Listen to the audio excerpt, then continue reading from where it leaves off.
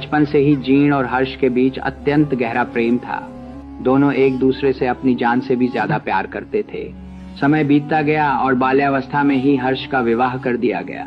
जब वे बड़े हुए तो अपनी पत्नी को घर ले आए।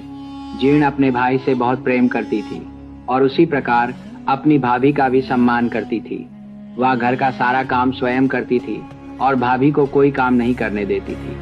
लेकिन धीरे धीरे हर्ष की पत्नी के मन में संदेह उत्पन्न होने लगा। उसे लगने लगा कि जीण और हर्ष के बीच केवल भाई बहन का प्रेम नहीं बल्कि कुछ और है।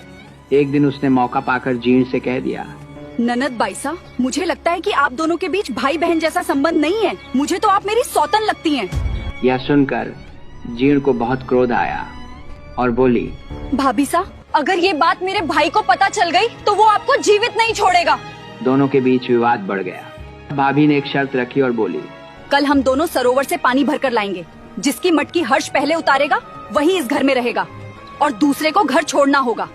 जीण ने यह शर्त स्वीकार कर ली क्योंकि उसे अपने भाई के प्रेम पर पूरा विश्वास था और ऐसा ही होने वाला था।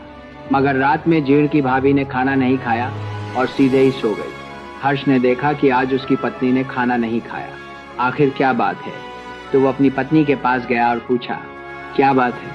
अभी रुके हुए स्वर में जीण ने झूठ बोला और कहा, मेरी और जीण के बीच एक शर्त लग चुकी है, लुगड़ी की शर्त। बाईसा के पास तो बहुत सी लुगड़ियां हैं, लेकिन अगर मैं हार गई तो मेरी एकमात्र लुगड़ी भी मुझे उसे देनी पड़ेगी। हर्ष ने पूछा, बताओ तो सही, आखिर माजरा क्या है? अभी जीण ने सारी बात उसे बता दी।